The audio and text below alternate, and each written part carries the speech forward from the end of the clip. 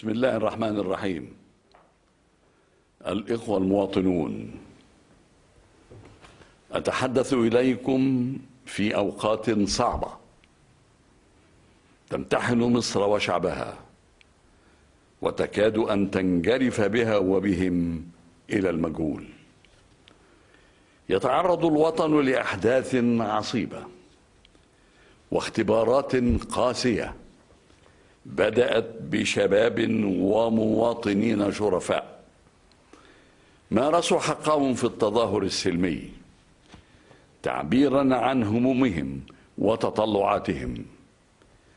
سرعان ما استغلهم من سعى لإشاعة الفوضى واللجوء إلى العنف والمواجهة وللقفز على الشرعية الدستورية والانقضاض عليها. تحولت تلك التظاهرات من مظهر راق ومتحضر لممارسة حرية الرأي والتعبير إلى مواجهات مؤسفة تحركها وتهيمن عليها قوى سياسية سعت إلى التصعيد وصب الزيت على النار، واستهدفت أمن الوطن واستقراره بأعمال إثارة وتحريض وسلب ونهب وإشعال للحرائق وقطع للطرقات واعتداء على مرافق الدولة والممتلكات العامة والخاصة واقتحام لبعض البعثات الدبلوماسية على أرض مصر. نعيش معا أياما مؤلمة، وأكثر ما يوجع قلوبنا هو الخوف الذي انتاب الأغلبية الكاسحة من المصريين وما ساورهم من انزعاج وقلق وهواجس حول ما سيأتي به الغد لهم ولذويهم وعائلاتهم ومستقبل ومصير بلدهم. إن أحداث الأيام القليلة الماضية تفرض علينا جميعا شعبا وقيادة الاختيار ما بين الفوضى والاستقرار، وتطرح أمامنا ظروفا جديدة وواقعا مصريا مغايرا يتعين أن يتعامل معه شعبنا وقواتنا المسلحة بأقصى قدر من الحكمة والحرص على مصالح مصر وأبنائها. أيها الإخوة المواطنون، لقد بادرت لتشكيل حكومة جديدة بأولويات وتكليفات جديدة تتجاوب مع مطالب شبابنا ورسالتهم، وكلفت نائب رئيس الجمهورية بالحوار مع كافة القوى السياسية حول كافة القضايا المثارة للإصلاح السياسي والديمقراطي وما يتطلبه من تعديلات دستورية وتشريعية من أجل تحقيق هذه المطالب المشروعة واستعادة الهدوء والأمن والاستقرار. لكن هناك من القوى السياسية من رفض هذه الدعوة للحوار تمسكا بأجنداتهم الخاصة ودون مراعاة للظرف الدقيق الراهن لمصر وشعبها. وبالنظر لهذا الرفض لدعوتي للحوار، وهي دعوة لا تزال قائمة، فإنني أتوجه بحديث اليوم مباشرة لأبناء الشعب بفلاحيه وعماله، مسلميه وأقباطه، شيوخه وشبابه، ولكل مصري ومصرية في ريف الوطن ومدنه على اتساع أرضه ومحافظاته. إنني لم أكن يوما طالب سلطة أو جاه، ويعلم الشعب الظروف العصيبة التي تحملت فيها المسؤولية وما قدمته للوطن حربا وسلاما.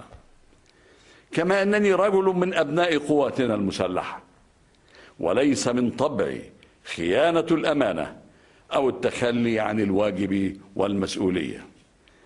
إن مسؤوليتي الأولى الآن هي استعادة أمن واستقرار الوطن لتحقيق الانتقال السلمي للسلطة في أجواء تحمي مصر والمصريين وتتيح تسلم المسؤولية لمن يختاره الشعب في الانتخابات الرئاسية المقبلة. وأقول بكل الصدق وبصرف النظر عن الظرف الراهن أني لم أكن أنتوي الترشح لفترة رئاسية جديدة، فقد قضيت ما يكفي من العمر في خدمة مصر وشعبها، لكنني الآن حريص كل الحرص على أن أختتم عملي من أجل الوطن بما يضمن تسليم أمانته ورايته ومصر عزيزة آمنة مستقرة، وبما يحفظ الشرعية ويحترم الدستور.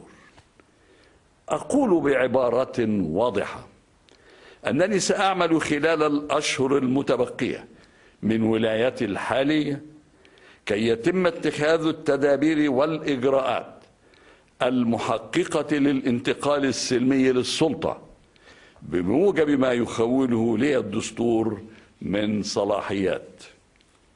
إنني أدعو البرلمان بمجلسيه إلى مناقشة تعديل المادتين 76 و 77 من الدستور بما يعدل شروط الترشيح لرئاسة الجمهورية ويعتمد فترات محددة للرئاسة، ولكي يتمكن البرلمان الحالي بمجلسيه من مناقشة هذه التعديلات الدستورية وما يرتبط بها من تعديلات تشريعية للقوانين المكملة للدستور، وضمانا لمشاركة كافة القوى السياسية في هذه المناقشات، فإنني أطالب البرلمان بالالتزام بكلمة القضاء وأحكامه في الطعون على الانتخابات التشريعية الأخيرة دون إبطاء. سوف أوالي متابعة تنفيذ الحكومة الجديدة لتكليفاتها على نحو يحقق المطالب المشروعة للشعب، وأن يأتي أداؤها معبرا عن الشعب وتطلعه للإصلاح السياسي والاقتصادي والاجتماعي ولإتاحة فرص العمل ومكافحة الفقر وتحقيق العدالة الاجتماعية.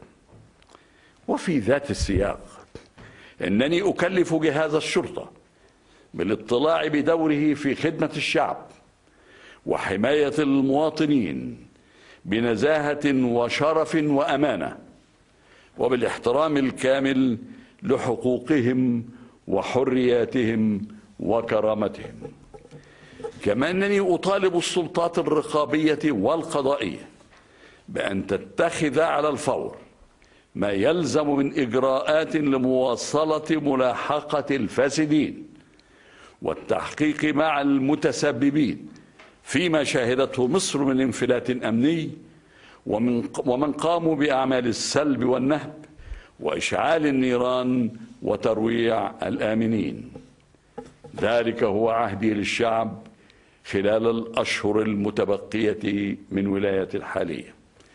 أدعو الله أن يوفقني في الوفاء به كي أختتم عطائي لمصر وشعبها بما يرضي الله والوطن وأبنائه. أيها الإخوة المواطنون، ستخرج مصر من الظروف الراهنة أقوى مما كانت عليه قبلها، أكثر ثقة وتماسكا واستقرارا. سيخرج منها شعبنا وهو أكثر وعيا بما يحقق مصالحه وأكثر حرصا على عدم التفريط في مصيره ومستقبله.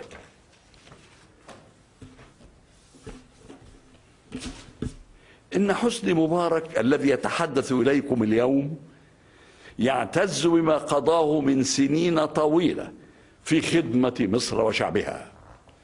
إن هذا الوطن العزيز هو وطني، مثلما هو وطن كل مصري ومصرية، فيه عشت وحاربت من أجله ودافعت عن أرضه وسيادته ومصالحه، وعلى أرضه أموت، وسيحكم التاريخ علي وعلى غيري بما لنا أو علينا.